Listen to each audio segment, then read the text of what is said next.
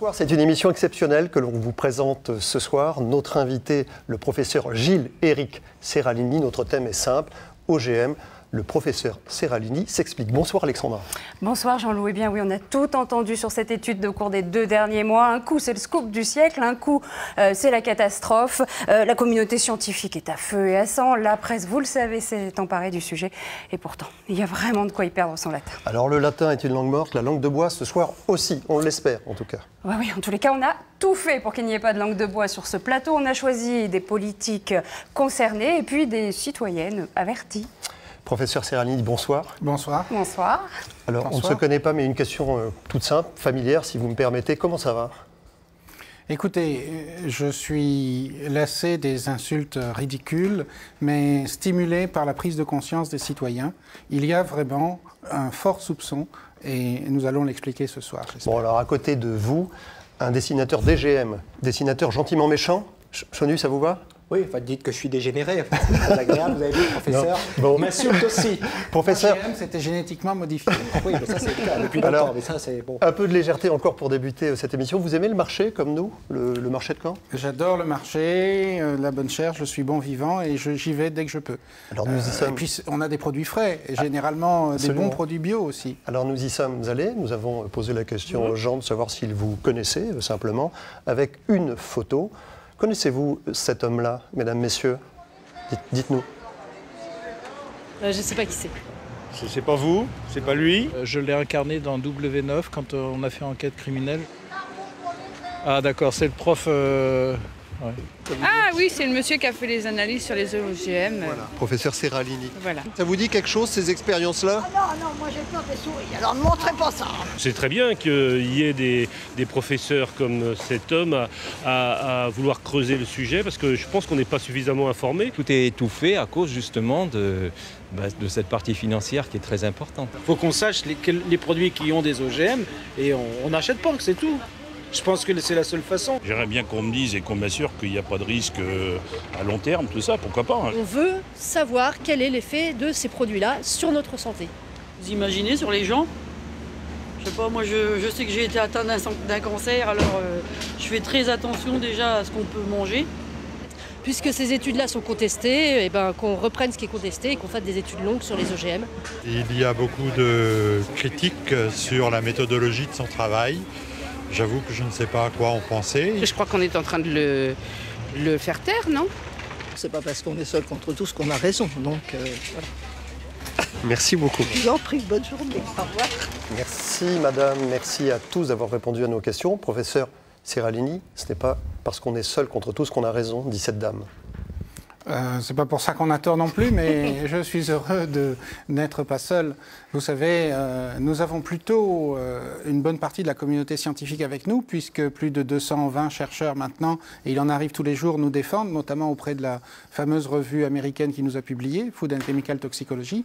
Et puis il y a 140 scientifiques français en plus qui ont pris leur distance vis-à-vis de l'Académie des sciences ou de la pseudo-académie, c'est-à-dire de quelques personnes qui ont parlé au nom de l'Académie des sciences. Et qui ont signé une pétition, ces 140 scientifiques. Et ces 140 scientifiques ont signé une pétition publique, oui, voilà. Madame Joly, bonjour. Donc vous êtes de France Nature Environnement, citoyenne avertie, vous connaissez bien les questions environnementales. Comment vous réagissez, vous, à ces gens qui ont vraiment quelque chose à dire toujours sur les OGM? Oui, dans les personnes qui sont interrogées, je pense qu'il y a beaucoup de gens qui disent vraiment ce qui est le problème de base, c'est d'éclaircir les choses. Monsieur Seralini a semé, plus que soulevé un gros doute. Donc la moindre des choses, c'est de lever ce doute, de se donner le moyen de lever ce doute. Il a semé le doute sur les OGM, il a aussi semé un gros doute sur le Roundup, qui est quand même l'herbicide le plus utilisé, le pesticide le plus utilisé au monde. Donc ces deux côtés-là, il faut bien les envisager, il faut se donner du recul. Il faut se donner les moyens pour sortir de là. Un problème de santé humaine, il y a des enjeux là derrière qui sont énormes. Donc il faut vraiment se donner les moyens de lever le doute. Il y a bien eu un sondage, de toute façon, qui disait que 80% des Français ne voulaient pas d'OGM. Et ça, c'est un sondage qui est paru juste après la publication de l'étude mi-septembre. Alors une petite bio, peut-être pour le grand public, rapide de M. Seralini. Oui, moi, M. Seralini, en feuilletant votre bio comme ça, j'ai retenu d'abord 2 choses. Vous êtes né en Algérie, vous avez obtenu votre bac, attention, baccalauréat lauréat à l'âge de 16 ans et demi. Puis, deux autres petites choses m'ont bien marqué. Vous avez longtemps hésité entre deux vocations, chercheur et avocat. Tiens donc. Ou écrivain, j'adorais écrire. Ben oui, je crois que finalement, en fait, l'art comme la science essaye de rapprocher des idées originales pour trouver de nouvelles choses. Nous, ce n'est pas très original ce qu'on a fait là, donner pendant longtemps à manger des OGM et de l'herbicide qui est dans l'eau du robinet à des rats. Mais les découvertes originales en sciences sont toujours le mariage de l'art, finalement, et du raisonnement. Premier reportage de cette émission. Qu'est-ce qu'on a voulu faire avec Pauline Latruite On a voulu continuer un peu cette biographie, on a fouillé dans nos archives pour essayer de comprendre qui vous êtes, Gilles-Éric Serralini. Oui, parce que ces archives sont nombreuses. Alors restez bien avec nous, regardez, et puis on en parle bien sûr avec le professeur Serralini dans quelques instants.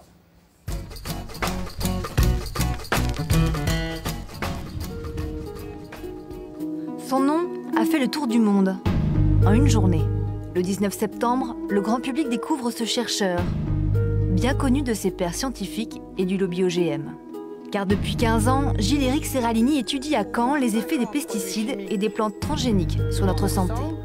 De produits qui sont féminisants. Pendant 9 ans, ce professeur interviendra aussi en tant qu'expert dans des commissions d'évaluation des OGM, à la fois pour le gouvernement français, mais aussi pour des États étrangers. Et c'est là, dans les années 2000, qu'il découvre les conflits d'intérêts, l'opacité des semenciers, comme Monsanto, qui commandent ses propres études, sans dévoiler le détail de ces données. Quand on doit aller pendant 3 ans en justice pour avoir les analyses de sang, qu'on se rend compte qu'ils ont caché et négligé des données et qu'ils ont trouvé quand même des effets significatifs qu'ils ont méconsidérés et que le monde entier ne le savait pas et que c'est pour ça qu'il y a une polémique sur les effets des OGM sur la santé, c'est relativement écœurant pour un chercheur qui a passé sa vie et ses nuits à travailler contre le cancer. Gilles-Éric Serralini n'est pas seul. En 1999, il participe à la création du CRIGEN. C'est un comité d'experts indépendants sur le génie génétique, présidé alors par la députée européenne Corinne Lepage. Nous avons un problème avec nos agences, non pas de leur nécessité, elles sont nécessaires, mais dans leur fonctionnement. En ce qui concerne l'agence européenne, que je connais un peu pour son fonctionnement, le panel OGM est bourré de conflits d'intérêts. C'est-à-dire que des gens qui sont très liés, et de toute évidence, avec l'agrochimie sont ceux qui expertisent les études faites par l'agrochimie. Ça va pas. Le chercheur canet étudie et publie. De là à se montrer incorrect ? Sûrement, car ces accusations lui valent des inimitiés au sein même de la communauté scientifique. On le traite de marchand de peur, alors il attaque et gagne son procès en diffamation. Quand on le cherche donc, on le trouve, même là où on ne s'y attend pas. Car à ce moment-là, personne n'imagine ce qu'il mène dans le plus grand secret, avec des rats, un herbicide et le maïs NK603. C'est une expérience qui est déjà la plus longue au monde. Pendant 2 ans, ces animaux vont être nourris et filmés, car Gilles-Éric Serralini et son équipe veulent savoir, mais surtout le faire savoir. Ainsi, le réalisateur Jean-Paul Jaude sera l'un des rares à être dans la confidence pour éviter de compromettre toute l'expérience. Les laborantins qui sont là ne savaient même pas, pour des raisons de secret, ce qu'ils faisaient exactement. Ils analysaient les pathologies des rats, hein, mais ne savaient pas à quoi ils étaient nourris, donc on parlait très peu et on n'avait pas envie de parler parce qu'on était très émus par ces images. Les résultats connus et impressionnants, effectivement, restent à les dévoiler. Et là aussi, rien n'est laissé au hasard. Une diffusion sur Internet ? Pas assez crédible.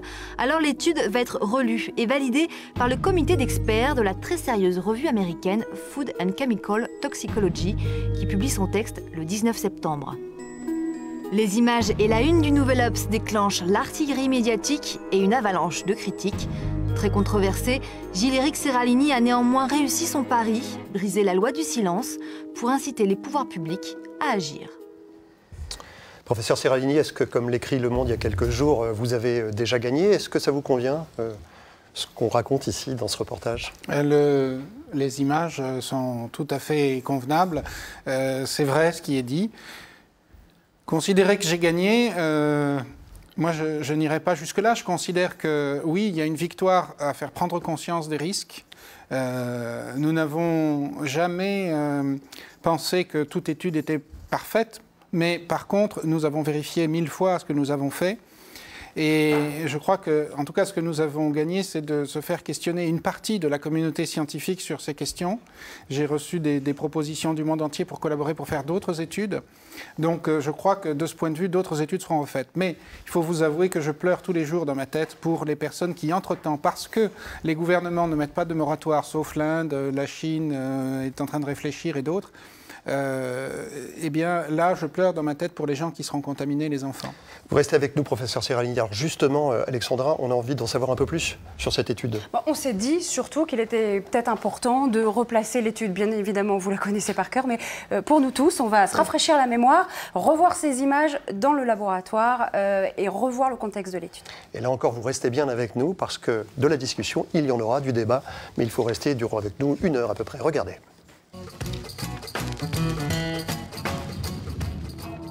Cette expérience a duré 2 ans. Mais en réalité, Gilles-Éric Serralini y travaille depuis 2006, en toute discrétion. D'ailleurs, en lisant son récit, on se croirait dans un thriller, avec des énigmes. La première, comment se procurer la semence NK603 sans éveiller les soupçons? Auprès des agriculteurs, personne ne voudra prendre le risque. Finalement, il trouvera la solution 2 ans plus tard. Il a fallu aller dans un lycée agricole canadien qui accepte de le faire et qui veuille garder l'anonymat parce qu'ensuite ils veulent continuer à travailler avec les semenciers. Ensuite, il a fallu faire toutes les analyses en réunissant énormément de fonds, ce qui n'avait jamais été fait par un laboratoire de biologie. Et c'est pas de l'envergure d'un laboratoire universitaire normal. Et question fonds, justement, 3 millions d'euros lui seront nécessaires, financés par 3 partenaires. D'abord, le CRIGEN, comité qu'il a cofondé, puis la fondation suisse Meyer, et enfin, plus original, la grande distribution réunie pour l'occasion sous la bannière du CERES, une association impulsée par le patron d'Auchan. L'idée, faire enfin la lumière sur une industrie beaucoup plus puissante qu'il n'y paraît. Une économie gigantesque, puisqu'on parle pour les OGM de la première économie du monde. Breveter la base de l'alimentation, c'est toucher des royalties, et je vous rappelle que les OGM sont brevetés, c'est toucher des royalties dès qu'il y a quelqu'un ou un animal qui mange sur la planète. L'expérience commence donc en 2008, dans un laboratoire tenu secret, avec 200 rats. Ce sont des Sprague-Dawley, fréquemment utilisés en sciences, plus sensibles aux tumeurs. C'est aussi la même race utilisée par Monsanto pour son étude. Ils sont dans un milieu extrêmement contrôlé. Vous voyez, on est quasiment en scaphandre pour aller les voir, de façon à ce que les maladies ne puissent pas venir de l'homme. Les rats vont être répartis en 4 groupes. Un premier, dit témoin, se nourrit du maïs conventionnel. Même granulé pour le deuxième, sauf que lui va boire en plus de l'eau contaminée au Roundup. Le troisième mangera du NK603 et du Roundup. Et le dernier, uniquement du maïs transgénique. Les tumeurs sont arrivées après le 3e mois, à partir des mois 4 et 5. Il n'y a qu'une chose qui varie entre ces groupes de cages, c'est l'alimentation ou la boisson. On est confiant sur le fait que ces effets sont dus à l'alimentation, puisque tous les autres paramètres sont toujours bien contrôlés. En 2 ans, 11 mesures de sang et d'urine vont être réalisées. Les tumeurs se multiplient au 13e mois. 15%, ça veut dire que sur une personne de 60 kg, elle aurait pour 10 kg de tumeur, quoi. Oui. Au terme de l'expérience, tous les rats ont été victimes de tumeurs. Sauf que ceux nourris aux OGM en ont développé plus rapidement et 2 fois plus en nombre. Ces conclusions ont été très contestées. Alors qui dit vrai? Qui manipule qui? Pour le savoir, c'est simple, une autre expérience menée sur le long terme s'impose. Mais est-ce possible sans y voir l'ombre d'un lobby? Merci Pauline Latruide, c'est vrai qu'on se croirait dans un polar. Je ne sais pas ce que vous en pensez, vous, Chenu? Écoutez, moi je trouve que le professeur Serralini a beaucoup de courage. Parce que ces rats mangent donc du maïs, n'est-ce pas? Et lui, il fréquente les rats. Et donc il va prendre le risque de se modifier génétiquement. Professeur, voilà ce qui risque d'arriver si vous arrêtez de fréquenter ces bestioles. Parce que vous êtes très courageux, professeur. Vous allez vous transformer. Vous êtes conscient de ça ou pas? Elle mange des croquettes équilibrées. Ah bon, d'accord. Mais merci, Royal Canin. À partir, voilà, à peu près, à partir évidemment du maïs et d'autres céréales, c'est que le maïs qui variait. Non, je crois que C'est vrai ce que vous dites, je vais me transformer, mais à cause souvent de lobby menteurs, il faut toujours réagir. Et pour l'instant, mon emploi du temps a été complètement chamboulé. Vous avez écrit ce livre comme un polar ? C'en est un. Moi, j'ai vécu une drôle de vie. Vous savez, pendant 5 années, le silence, tout en maintenant une activité d'enseignement et de recherche normale sur les cellules d'embryons et de placenta, sans destruction d'embryons humaines, pour voir les effets du Roundup, en particulier pour confirmer ce qu'on voyait in vivo, sur éprouvette. Et puis, j'ai vécu tellement de pression, et j'en vis encore tellement, à la fois au niveau économique, scientifique, médiatique, universitaire, politique même quelquefois, que c'est vraiment la transformation d'une vie. En même temps, vous avez donné un nom de code à cette expérience in vivo, vous l'avez dit tout à l'heure, et puis vous interdisiez à vos collaborateurs de se téléphoner. Il y a tout un scénario comme ça. Non, ils se téléphonaient, mais ils ne parlaient pas de l'étude. Au téléphone, comme si vous aviez peur d'être espionné. C'est évident que j'avais déjà fait l'objet de pression. Vous avez compris maintenant que l'étude est publique, ce qui se passe, c'est-à-dire qu'il y a 40 personnes qui forment des réseaux, c'était sur le blog de Rue 89, il y a eu une enquête sur eux pour essayer de me diffamer, de faire croire que je suis un fraudeur, il y en a qui le disent. Donc leur but est de faire retirer l'étude du journal, ce qui ne semble plus possible. Mais pendant 2 ans, vous avez eu peur d'eux au moment de l'étude. Une simple coupure électrique aurait tout fait capoter, c'est ça ? Peur, c'est pas le mot, je me méfiais.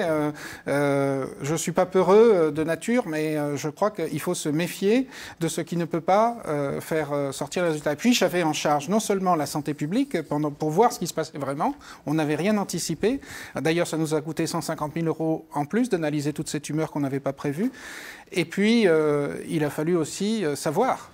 Alors en tout cas, la polémique, les réactions ont été extrêmement nombreuses, vives, importantes. Je ne les imaginais pas aussi violentes. Alors vous allez voir, on a quelques images, n'est-ce pas? Oui, juste avant, je voudrais préciser qu'une pétition avec 700 signatures, là cette fois, contre vos travaux et contre vos résultats, surtout, circule aussi parmi les scientifiques. Chez les scientifiques, c'est assez étrange, Jean-Loup. Ça cancane beaucoup, un peu comme dans une cour d'école, on critique énormément. Et puis pour venir débattre en direct avec Gilles-Éric Seralini, franchement, il n'y a plus personne.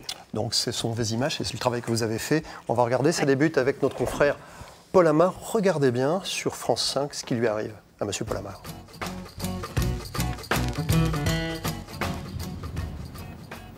Il n'y a personne, voilà. J'aurais bien voulu... D'ailleurs, on vous avait prévenu, on vous avait dit, on va organiser un débat. En refusant de débattre avec lui, voudrait-on le réduire au silence? Paul Amar, ce soir-là sur France 5, a choisi de témoigner des obstacles rencontrés par son équipe. Elle a même appelé le Haut Conseil, quand même, qui vous a pas condamné, mais enfin qui a été critique. Vacances. Oui. L'Agence de sécurité sanitaire. Vacances. Ils sont tous en vacances de tout ça. Qu'est-ce qui se passe? Car ce sont bien les sacro-saintes autorités sanitaires européennes puis françaises qui, les premières, donneront des conclusions sévères. Le chercheur a choisi le ring médiatique. En échange, les coups vont pleuvoir. Si ce n'est pas le cas donc d'un scandale entre guillemets sanitaire, nous sommes face à un autre scandale qui est une manipulation. On ne peut pas, au travers de cette étude, faire de lien de cause à effet sur un plan scientifique entre la consommation de l'OGM et l'apparition des tumeurs.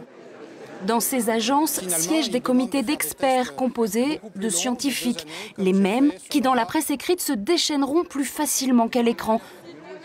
Voici quelques extraits des qualificatifs retenus. Une étude qui fait pchit, Le Figaro. Clownesque, Rue 89. Semeur de doute, Le Nouvel Obs. Une science médiocre, Le Monde. Une instrumentalisation de la science, Le Monde. Des lacunes rédhibitoires, Aime Le Monde. Aucune conclusion fiable, Le Point. Des personnalités viennent de nous rejoindre sur le plateau. On les salue, François Dufour et Jean-François Legrand. Bonsoir. Alors François Dufour, vice-président du Conseil régional de Basse-Normandie et... ancien porte-parole de la Confédération paysanne, cofondateur d'Attaque, et puis faucheur volontaire. Vous avez été condamné d'ailleurs pour ça il y a quelque temps. Alors vous écoutez le début de cette émission. Déjà une réaction, François Dufour? Ma première réaction, c'est que je suis très heureux aujourd'hui que nous repartions dans un vrai débat de fond autour justement des notions de recherche et grâce au professeur Seralini et à son équipe, que je remercie, parce qu'effectivement, le combat que j'ai mené par exemple avec un certain nombre de collègues, c'est depuis 1997. Et très souvent, nous nous sommes retrouvés, je dirais, dans les tribunaux, alors que nous aurions préféré nous retrouver avec des hommes politiques à l'Assemblée nationale et au Sénat pour pouvoir faire émerger une certaine vérité, pour faire prendre conscience qu'il y avait besoin d'une recherche publique, avec un financement public, et qu'avant d'utiliser nos champs comme des paillasses de laboratoire, eh bien qu'on puisse réellement travailler à sécuriser les populations humaines, animales et la planète. Et 15 ans de combat, moi je suis très heureux que le débat reparte enfin, parce que dans le monde aujourd'hui, des millions d'hectares d'OGM continuent à se développer sous la pression des lobbies. Jean-François Legrand, président du Conseil général de la Manche, est aussi avec nous. Jean-François Legrand Et aussi. s'il nous a rejoint, c'est parce qu'en 2007, il a présidé la haute autorité provisoire sur les OGM et qu'à l'époque, vous aviez, contre votre propre camp politique, affirmé vos doutes publiquement sur le Monsanto 810, qui était un autre maïs OGM. Et ça, vous l'avez payé très cher. Oui, c'est pour ça que je me sens une certaine solidarité avec M. Seralini, s'il veut bien. Je suis impressionné par le tir nourri qui est concentré sur lui. Mais j'ai vécu la même chose à l'époque, avec une différence quand même notoire. C'est qu'un parlementaire, c'est un généraliste de la société, que pour établir un diagnostic, il faut qu'il ait les éléments du diagnostic. Et ce que je demandais à l'époque, c'est qu'on puisse être éclairci quant aux doutes qui étaient exprimés. Et je ne demandais qu'un éclaircissement, c'est-à-dire des recherches, que l'on puisse aller vers quelque chose de vrai et non pas de seulement dit. Et j'ai vécu le même moment, la même intensité de tir. Alors, c'était à l'intérieur du Parlement. J'ai vécu intensité de tir, c'est-à-dire il y avait de vraies pressions jusque dans votre vie privée? Non, je peux dire que ça touche vraiment ma vie privée, mais non, parce que ça, j'ai toujours su faire le distinguo entre les deux. Mais une pression énorme de parlementaires qui étaient alimentée par les informations qui leur étaient données venant des grands semenciers. Il y a Monsanto, mais Syngenta, BASF et quelques autres. Donc c'est pas de la parano, ça existe. Ils s'en tenaient à simplement ce qui leur était dit et ne voulaient pas que l'on puisse aller au-delà. Hein. C'est le problème de la connaissance d'un sujet. Alors je répète, un parlementaire, c'est un généraliste de la société. Comment établir un diagnostic si on ne sait pas? Alors vous restez bien sûr, mesdames, messieurs, avec nous. On va avoir du temps pour le débat. Mais on a parlé bien sûr de cette polémique dans les grands médias. Elle existe aussi sur Internet. Il y a un grand buzz. Et pour nous en parler, nous accueillons Laurent Cambre. Laurent Cambre, responsable du web ici, à France 3, Basse-Normandie. Bonsoir Laurent. Bonsoir. On a raison de dire que le buzz sur Internet, c'était important, et c'est important encore aujourd'hui. Oui, ça a fait un buzz formidable. L'étude Seralini a fait le buzz sur les sites français, mais aussi étrangers, avec des milliers d'articles. Alors c'est impossible de tous les recenser, mais pour vous donner une idée du volume de contenu, on va faire une petite recherche d'images dans Google, et on va taper Seralini. Et vous le voyez, c'est un fleuve de photographies depuis le 19 septembre, mais aussi des plus anciennes, car le professeur Seralini était déjà connu sur le web. Alors si on tape deux mots simplement, rats et OGM. Ah ben là aussi, vous allez le voir, c'est une énorme quantité de photos. Et c'est souvent la même qui revient, c'est celle de ces rats blancs, les rats de l'étude, avec leurs grosses tumeurs spectaculaires. Ça fait peur, c'est un peu trash, c'est le choc des photos. Et sur le web, on adore ça. Alors il y a le buzz, mais ce que vous dites, c'est après le buzz. Oui, parce que sur Internet, ça ne s'arrête jamais, ça continue. Le débat fait rage entre les pro-OGM, les anti-OGM, c'est argument contre argument, soutien contre soutien. Ce sont des commentaires, des forums, des blogs. Et le mot d'ordre sur l'Internet, c'est de ne pas laisser le terrain à l'adversaire et d'occuper le terrain. Et c'est une guerre où tout est permis, en fait. Oui, parce que sur le web, on peut tricher. Alors évidemment, il y a les sites qui sont sans ambiguïté, comme le site du CRIGEN, par exemple, du côté des anti-OGM, ou le site de l'Association française des biotechnologies. Oui, il y a une petite nuance, mais on sait quand même où on est. Entre les OGM de laboratoire et les OGM agricoles. Oui. Voilà, on sait quand même de quel côté on est. C'est comme le cas de l'Association française des biotechnologies végétales. Là, on est du côté des pro-OGM. Mais il y a aussi sur le web des sites plus obscurs, pseudo-scientifiques, pseudo-journalistiques, comme par exemple ce site baptisé Alerte Environnement. Alors ça sonne écolo, mais en fait c'est tout à fait l'inverse, parce qu'à longueur de page, ce site dénonce le lobby écolo et bien sûr les positions des anti-OGM. C'est un site d'ailleurs que de nombreux internautes ont dénoncé comme étant une supercherie. Oui, là, Laurent, vous expliquez bien qu'il y a des gens qui avancent masqués sur le web, et ça, faut faire qui attention. avancent masqués sous de fausses identités, ou alors qui dissimulent des liens qu'ils peuvent avoir avec tel industriel ou telle ONG. Il faut aussi savoir qu'il y a des gens dont c'est le métier de faire des campagnes sur Internet, des campagnes virales, et en utilisant au besoin la diffamation. C'est ce qui s'est passé en 2002. Le quotidien britannique The Guardian avait révélé qu'un groupe pro-OGM lié à Monsanto avait joué un rôle majeur dans une campagne virale, et cette campagne visait un lanceur d'alerte qui avait dénoncé la pollution génétique du maïs mexicain. Alors une toute dernière question, Laurent, on s'y retrouve comment quand on est un internaute lambda, j'ai envie de dire? Alors l'important, c'est d'essayer de savoir à qui on a affaire. Sur les sites d'information sérieux, réputés, on peut se dire que le travail journalistique est fait dans une certaine objectivité. Quand on est sur des sites plus incertains, il faut absolument chercher dans la rubrique d'accueil ou de présentation qui sont les gens qui écrivent sur le site et dans quel but. Et puis si on a un doute, il faut recouper les informations, il ne faut pas hésiter à utiliser les moteurs de recherche et bien sûr exercer son esprit critique, c'est très important. Oui, moi je voulais dire aussi une chose, Laurent, faites très attention avec les souris. Quand vous êtes sur les sites de pro-OGM, votre souris peut attraper des tumeurs. Donc faites très attention. Ça, il faut le dire aussi, Laurent. Vous ne le dites pas. Tout le monde va y passer. Regardez, la pauvre bête, là, elle a les boules aussi. Ça fait peur. Oui, ça fait très peur, oui. Alors, en tout cas, professeur Seralini, c'est vrai qu'on a envie de sourire. Merci Emmanuel. Franchement, ce buzz Internet, vous en êtes servi, vous, d'Internet? Vous aussi? Écoutez, dans la mesure du possible, mais on essaye toujours de passer d'abord par les structures qui sont les structures officielles. On a publié dans la meilleure revue de toxicologie alimentaire du monde, on répond là.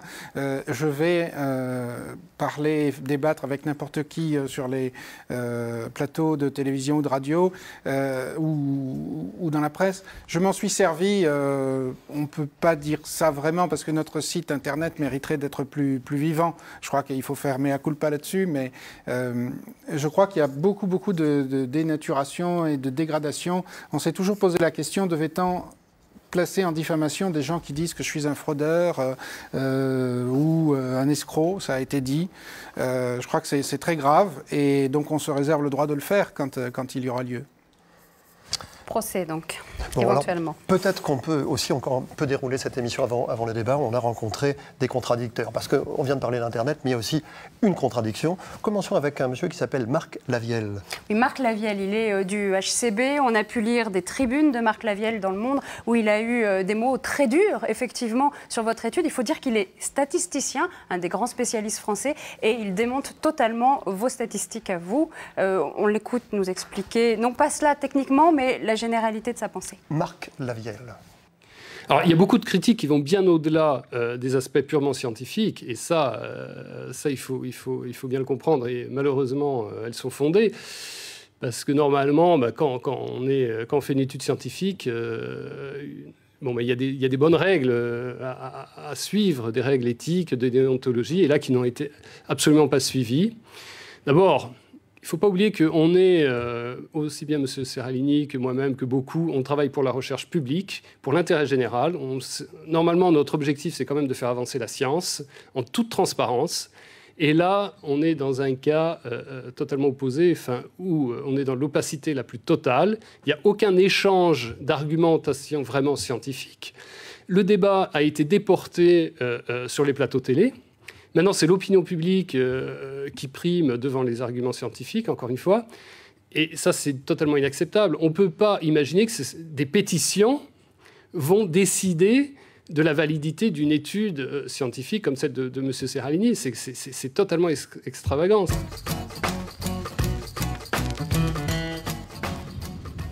Là, le protocole était très mal choisi, c'est-à-dire avoir à chaque fois 9 groupes tests et puis un seul groupe témoin, ça c'est une erreur vraiment grave.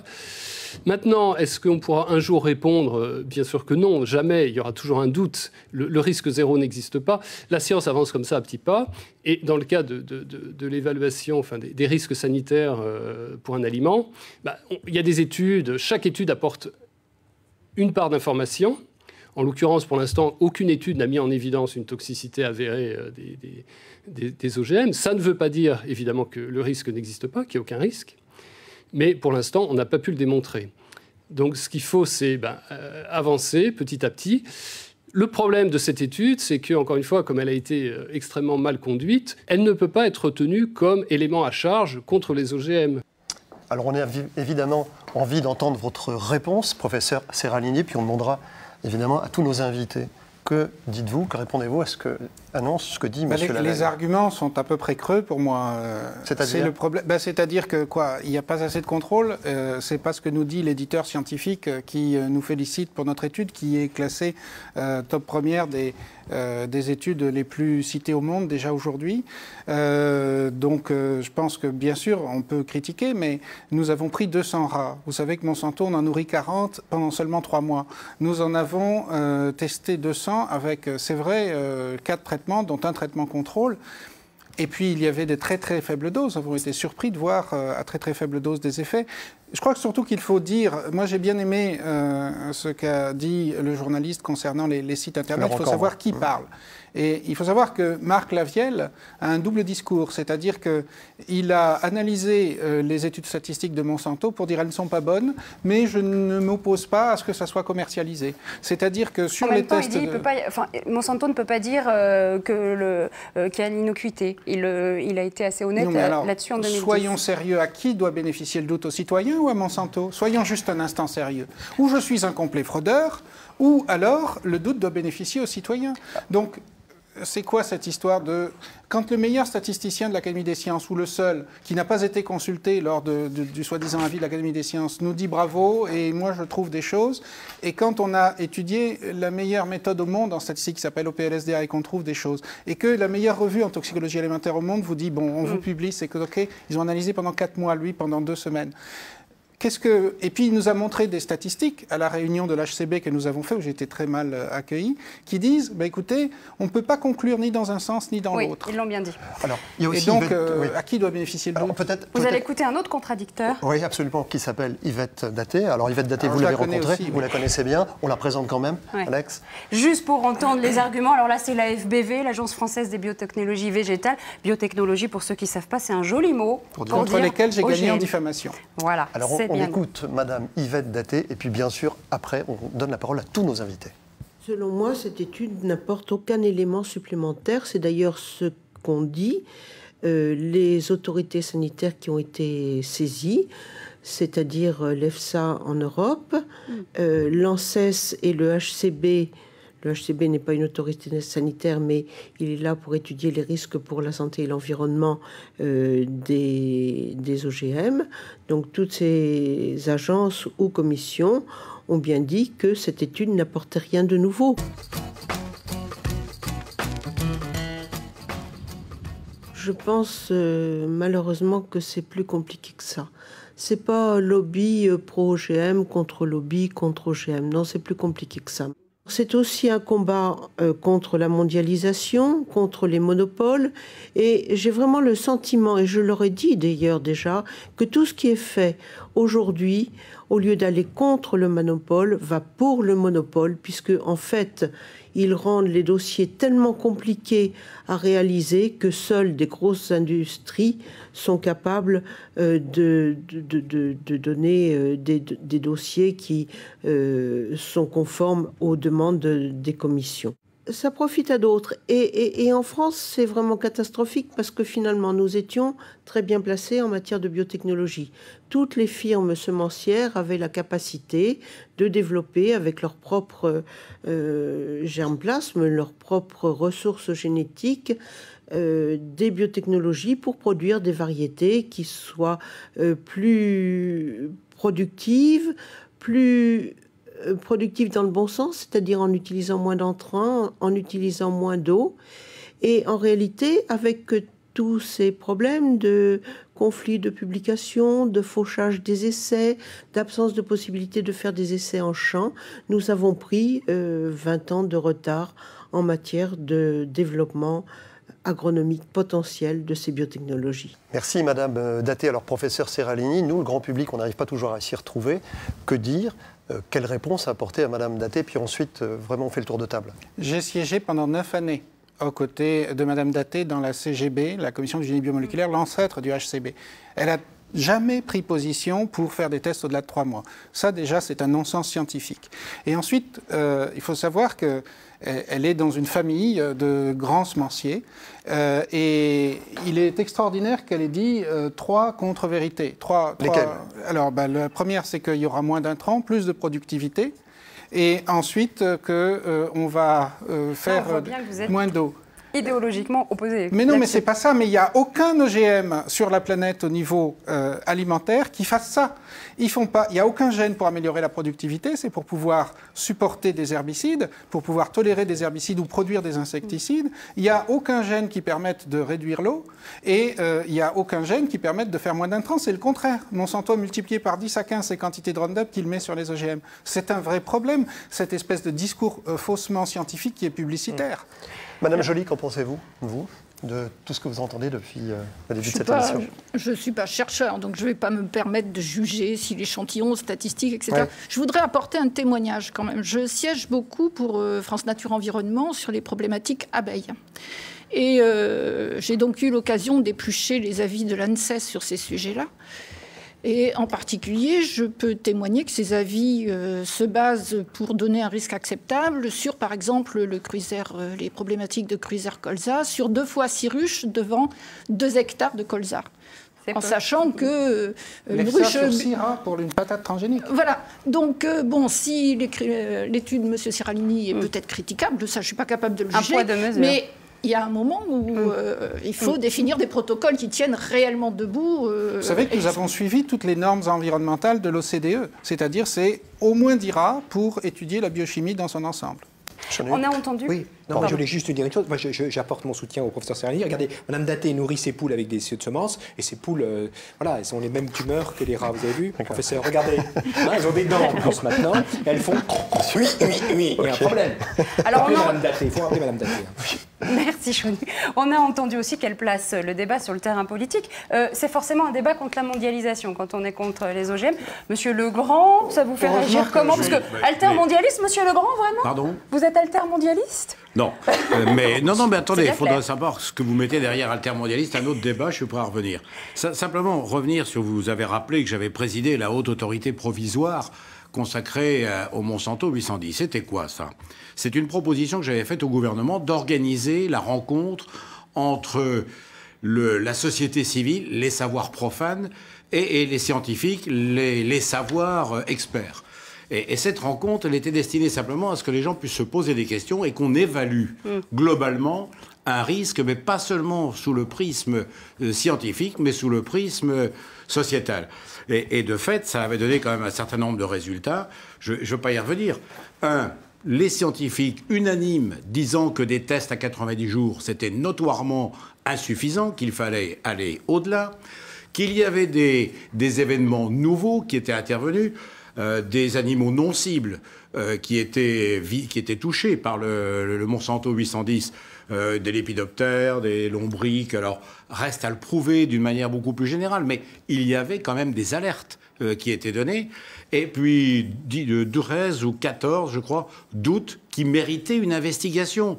Et lorsque j'avais terminé ce travail de la haute autorité, j'avais dit à l'ensemble des participants, ils étaient 35, mais plus particulièrement aux scientifiques, vous êtes dans un travail d'évaluation du risque. Comme politique, quand j'aurai franchi la porte, j'aurai à gérer le risque. Et c'est là qu'on retrouve un distinguo qui m'a alors valu toutes les peines du monde, puisqu'au Parlement, on ne voulait plus entendre parler de la gestion du risque, mais s'appuyer sur les savoirs experts. Alors qu'en pense justement le vice-président du Conseil régional de Basse-Normandie, François Dufour? Le président de la région, il a aussi une casquette de paysan. Je suis producteur de biens alimentaires. Et il est bien évident que lorsque, pendant toute cette période, et vous avez eu raison de souligner dans la première partie de l'émission, derrière ces plantes génétiquement modifiées, il y a les brevets. Nous avons vécu toutes ces 15 années, à chaque fois, une pression. Madame Daté est venue témoigner souvent du côté des fabricants d'OGM, contre les faucheurs, qui étaient des lanceurs d'alerte, qui se sont engagés à faucher parce que nous étions face à l'irréversibilité en termes d'environnement par la dissémination des gènes, voire par le fait que dans le sol, ces plantes que nous fauchons et dont nous laissons le pied peuvent générer un certain nombre d'éléments. Donc pendant toute cette période, effectivement, nous avons eu un certain nombre de pressions de lobbies qui ne voulaient pas qu'on touche à leurs intérêts. Et l'intérêt des lobbies, notamment qui souhaitaient passer en force les OGM, c'est parce qu'effectivement, il y a un marché extrêmement important de l'alimentation, quelles que soient les situations que nous vivons dans les pays, qu'on soit en crise ou pas en crise. Il faut manger 3 fois par jour et de prendre possession, et notamment des brevets derrière cela, de l'estomac de 6 ou 7 milliards d'habitants, c'est un enjeu important. Alors pour bien comprendre ça, justement, oui, j'avoue, on a choisi un extrait. C'est ce que j'allais vous dire, vous m'avez devancé, les moissons du futur. Et oui, parce que Marie-Monique Robin nous emmène, là c'est intéressant, écoutez un agriculteur américain qui, du coup, utilise des maïs OGM tous les jours et qui commence à avoir des doutes parce qu'il voit bien que ça fonctionne mal. Et voilà. Regardez.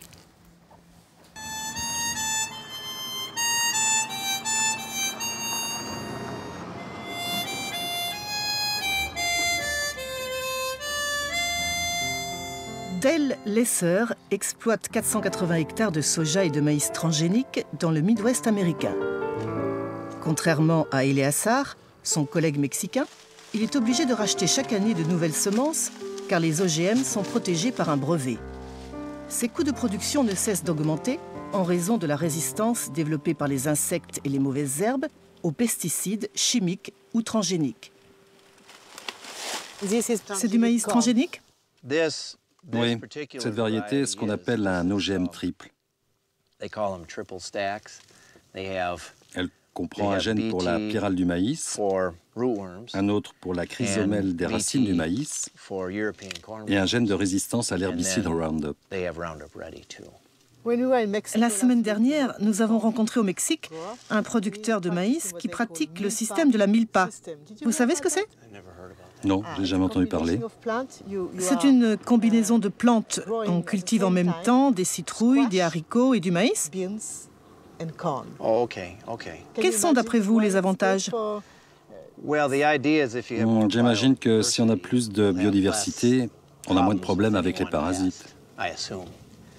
Comme nous avons ici une grande diversité d'aliments pour les insectes, ceux-ci s'attaquent un peu au maïs, un peu aux haricots, un peu aux citrouilles ou aux herbes qui poussent dans la parcelle.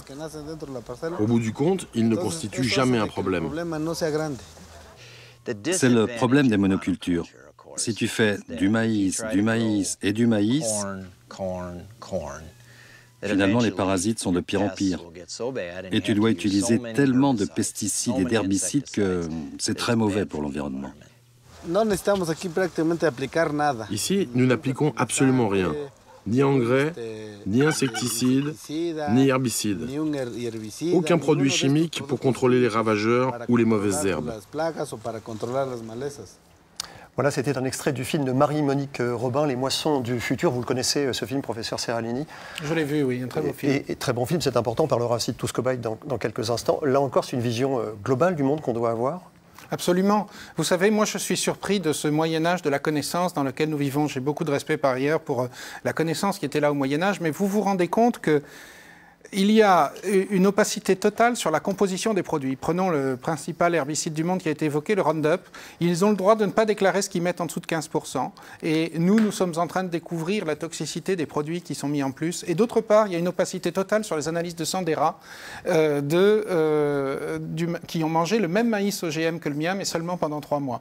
Où nous avions vu 50 effets significatifs. Et un certain nombre de personnes, comme Madame Daté, s'étaient assis dessus en disant « Mais non, c'est pas grave, c'est pas la peine d'aller au-delà, puis quand on va au-delà, mais non, c'est pas significatif, c'est pas bon, pas assez de statistiques. » Donc moi, ce que je vois, c'est de la mauvaise foi. C'est de la mauvaise foi parce que je suis quand même très très surpris, très très choqué par le fait qu'il n'y ait pas le moindre désir de dire ben oui, on va recommencer, on va aller plus loin. Vous savez, j'étais il y a quelques jours à l'Assemblée nationale pour la réunion de l'Office parlementaire des choix scientifiques et technologiques et un peu avant sur France Culture.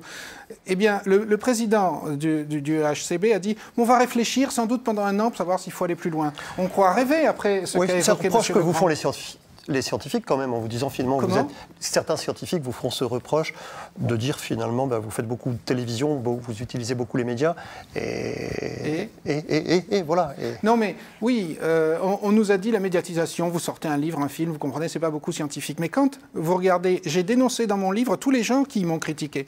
En fait, je connaissais les réseaux qu'ils formaient pour y avoir vécu pendant 9 années dans ces instances. Vous saviez ce qu'ils allaient dire même. Mais oui, je savais. Quand Gérard Pascal dit en 24 heures, ça vaut vaut pas un clou, alors que j'ai gagné en diffamation contre lui, alors que c'est lui qui s'est assis sur les 50 effets significatifs que donne Monsanto à la commission, etc., et qu'il est membre de l'ILSI, le principal cabinet de biotechnologie de lobby à l'Europe, qui a recruté la présidente, etc., et que pour ça, il y a eu blocage de leur budget à l'EFSA au Parlement européen, ben, on voit bien que le journaliste du Figaro, où il est complice quand il l'interviewe, où il est innocent, mais là, il ne sait pas. Là, vous êtes toujours dans la polémique, mais avec le documentaire de Marie-Monique Robin, on découvre une chose néophyte, c'est l'agroécologie. On se rend compte que finalement, ça existe partout dans le monde.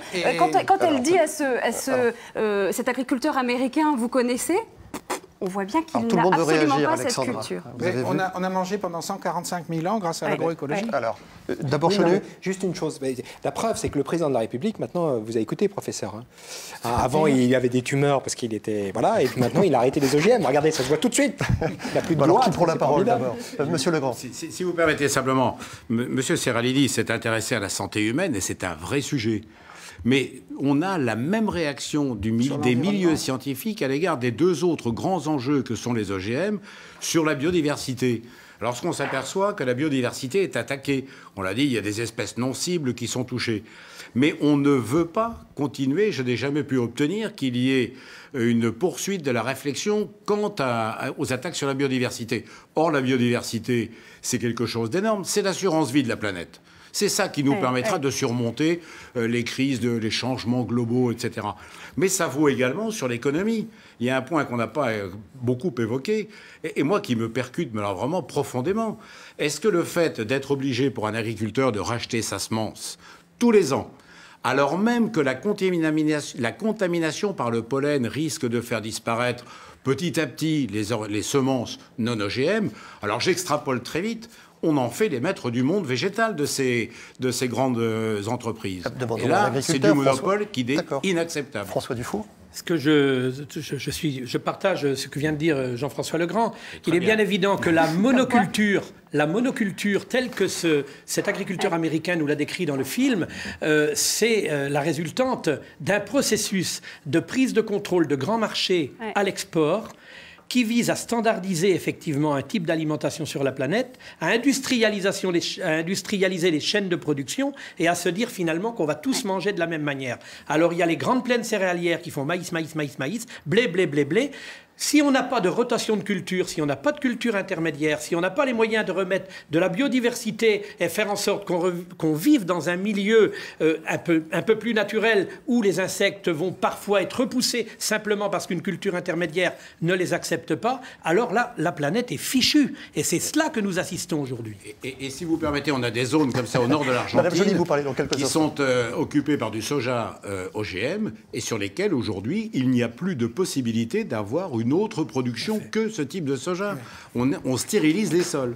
En fait, tous ces problèmes sont entièrement liés. C'est-à-dire que c'est parce qu'il n'y a pas de tests sur la santé à long terme qu'on permet une telle intensification des cultures. Et si on l'imposait, ces cultures ne seraient plus rentables quasiment. Donc c'est très très lié. Tout est lié. Madame Joly, l'agroécologie, c'est utiliser par exemple plusieurs plantes dans un même champ parce que les unes vont avoir les prédateurs des autres. Et voilà, il n'y a plus besoin d'herbicides.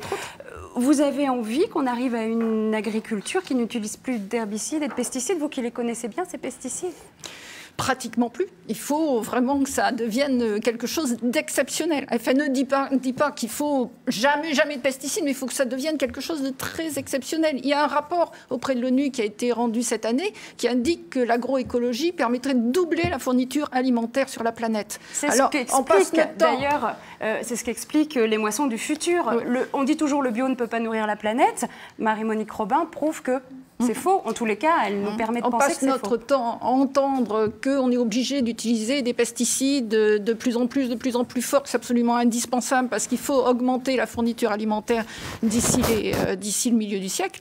C'est faux. On prend un risque à long cours, on crée des résistances et au contraire, on met la production alimentaire en péril en continuant sur cette voie-là. Il faut aller vers l'agroécologie impérativement. Très bien. Alors justement, on peut l'écouter, Madame Robin. Vous l'avez interviewée il y a quelques jours, Alexandra. Il y a quelques jours, dimanche et lundi dernier, elle présentait son film.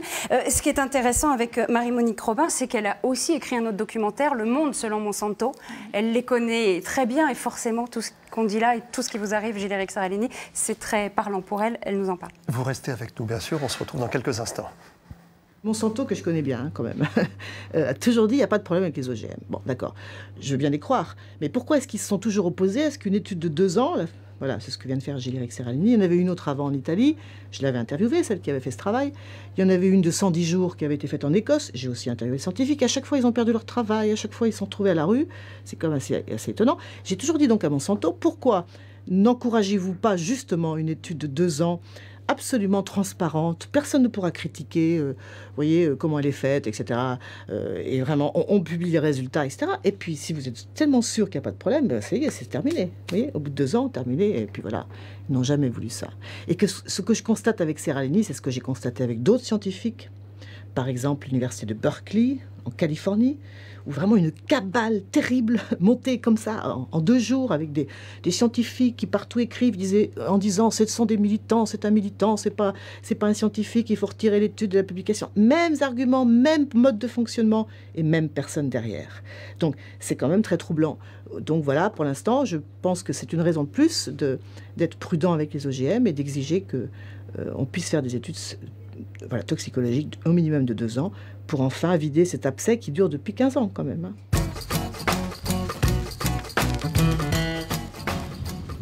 Ce que j'ai découvert dépasse tout ce que je pouvais espérer. Les rendements quand on est en agriculture biologique avec un vrai savoir, c'est-à-dire c'est très savant, c'est ce que dit le film, eh bien peuvent être supérieurs à l'agriculture conventionnelle. C'est ça qu'il faut savoir.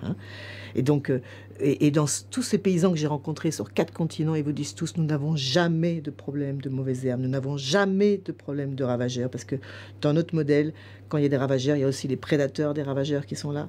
Les adventices, ces fameuses herbes sauvages là, qu'on appelle les mauvaises herbes, eh bien, quand on occupe le sol en permanence avec des plantes qu'on a choisies, on n'a pas de problème de mauvaises herbes. Ce sont les pesticides et les engrais chimiques qui créent les problèmes. Merci beaucoup Marie-Monique Robin. Alors François Dufour, je sais que vous devez partir, il est tard. Peut-être une conclusion, enfin quelques mots avant de nous quitter. Je crois que, pour faire une synthèse rapide, je dirais qu'à la fois la question de la démocratie est posée. Après 15 ans, après 15 ans de combat, je dirais, pour demander de la transparence, de l'expertise, que nos champs ne soient pas, comme j'ai dit tout à l'heure, des paillasses de laboratoire, mais que l'on travaille en expertise en milieu confiné. Par rapport à cela, il y a des millions d'hectares d'OGM aux États-Unis ou ailleurs, et on veut nous faire croire qu'il nous faut des essais en plein champ chez nous. Heureusement, pour l'instant, nous avons les moratoires parce que tout le monde y a mis un peu du sien. Donc la question de la démocratie, je dis, c'est pour les 10 années à venir de sécuriser et de continuer à expertiser et enfin de faire d'autres choix politiques en orientant des crédits vers, par exemple, l'agriculture écologique. Voilà, il faut changer de cap. Il faut changer de cap et c'est un vrai débat de société. Maintenant, j'espère que le mal n'est pas déjà fait parce que nous avons en importation des millions de tonnes de soja, par exemple, pour équilibrer les rations de nos animaux. Moi, par exemple, en région Basse-Normandie, je travaille pour mettre un vrai plan protéines en place pour valoriser le système herbager, les luzernes, les pois, la févrole, le lupin. Et on peut remplacer ce soja transgénique. Et une toute dernière question, les travaux du professeur Seralini? Il faut qu'il continue. Ah, mais franchement, il faut qu'il continue. Et il faut que ce soit, je dirais, le domaine public, c'est-à-dire nous tous, qui continuons en toute transparence à payer ces recherches et que l'on soit vraiment sécurisé. Merci beaucoup. Je vous laisse partir en direct live, comme on dit. François Dufour, vous pouvez passer par là. Alors, ça doit vous convenir. Voilà, merci. Ça doit vous convenir ce que vient de dire François Dufour, Gilles-Éric Seralini. Nous qui avons tellement de difficultés à avoir des bourses pour des étudiants, à adosser le CRIGEN à l'université de Caen d'une manière correcte, il y a une convention, on se pose des questions sur son renouvellement. Oui, nous qui avons toutes ces difficultés, nous aimerions avoir quelques bourses du Conseil régional, effectivement, pour travailler sur ces sujets. Il y aura une autre étude, professeur? Oui, je vous le promets. Vous avez le financement déjà? Non. Alors donc c'est la question du financement pour vous, finalement, vos études aujourd'hui? Parce que le monde politique réagit comment? Jean-François Legrand. Oui, non mais le monde politique réagit. Alors je ne suis pas marié pour tout, comme je le voyais sur le dessin de Chonu tout de suite avec Dufour. Il y a beaucoup de choses qui nous séparent. Mais sur la recherche publique, oui. Il faut qu'elle soit publique, c'est-à-dire d'origine État, gouvernement, de manière à ce qu'elle soit indépendante et réellement indépendante et que tous les moyens soit donnée. Si on repasse par le financement des collectivités, on peut avoir des dérives parce que certaines collectivités vont être en faveur des OGM et vont financer ceci ou cela. Je crois qu'il faut vraiment sortir du commun et de la gestion commune. C'est un financement public qui est nécessaire, indépendant, et qui sera aussi un peu pluriel, de manière à ce que l'on n'ait pas de contestation, c'est toi qui as tort, j'ai raison, et le débat un peu minable. Vous me permettez, je reviens là-dessus. Vraiment minable. Gilles-Éric Serralini est victime vraiment de ce débat, comme on peut en avoir dans d'autres lieux politiques en ce moment. C'est d'actualité.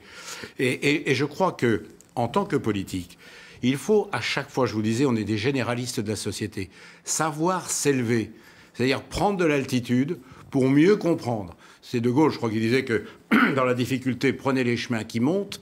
Et d'ailleurs, il ajoutait avec un humour ravageur, et c'est là qu'il y a le moins de monde. Je n'y ai pas rencontré Bizet, ni ceux qui l'accompagnaient dans la démarche qui consistait à m'assassiner. Alors, le sénateur Bizet n'est pas là. Madame Joly, une réaction? On l'avait invité, il n'a pas pu venir. Moi, je crois qu'il y a un problème de fond sur l'évaluation du risque. L'évaluation du risque, elle est extrêmement complexe, voire infaisable. On parle là des OGM. Bon, les OGM, pour moi, je veux dire, on n'en a pas réellement besoin, on arrête, quoi. C'est assez simple. Sur les pesticides, c'est difficile de s'en passer totalement instantanément. Il faudrait mieux évaluer le risque. Mais, alors, il y a des manières.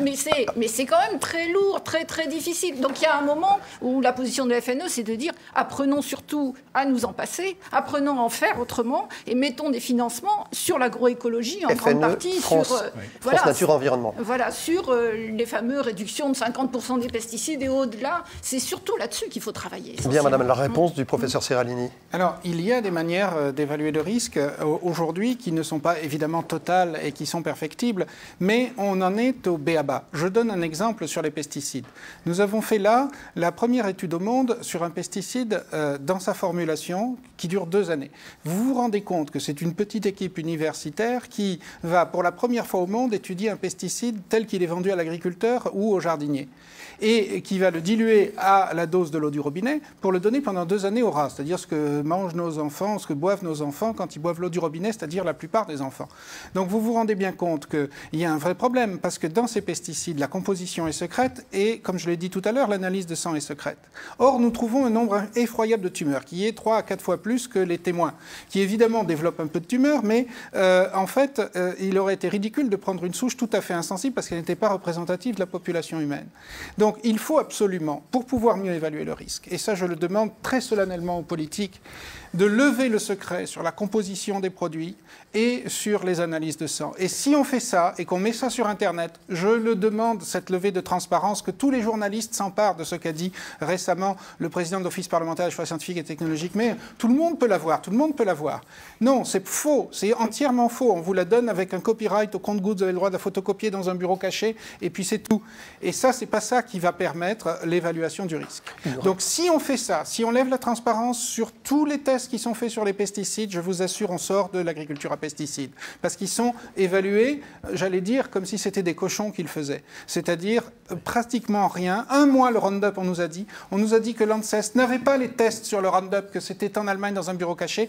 Pire, que l'EFSA, l'agence européenne, n'avait pas les tests sur le Roundup, alors qu'elle avait pris des essais, des avis pendant longtemps. Il nous reste très peu de temps, professeur Serralini. Oui. Peut-être, c'est difficile, mais une conclusion, un espoir. Et maintenant, je vous ai demandé au début de cette émission comment ça va, avec un peu de familiarité. J'ai envie de vous poser cette question simplement. Et maintenant ? Moi, ça a peu d'importance. J'essaye de garder le plus fort possible mon bonheur de vivre et mon espoir. Ça, c'est très important. Oui, je le garde. Je le garde parce que, finalement, c'est simplement sur l'observation de la réalité qu'on fonde son espoir. Mais je crois qu'il faut travailler pour la santé de ces enfants du monde entier qui, à la fois, ont faim dans certains endroits du monde à cause de l'agriculture intensive qui sert aux cochons, et là, dans le vrai sens du terme. Et puis ensuite, il faut évidemment éviter toutes ces maladies qui explosent, ne serait-ce que les cancers chez les enfants dans tous les pays industrialisés. Donc gardons espoir, on pourra sortir de ça, mais il y a une mainmise et un lobby qui l'empêchent. Merci beaucoup, professeur Serralini, d'être passé dans cette émission. Merci Madame Joly, merci Monsieur Legrand, merci Monsieur Dufour. Merci à vous. Merci Chonu. C'était maïs à gratter alors.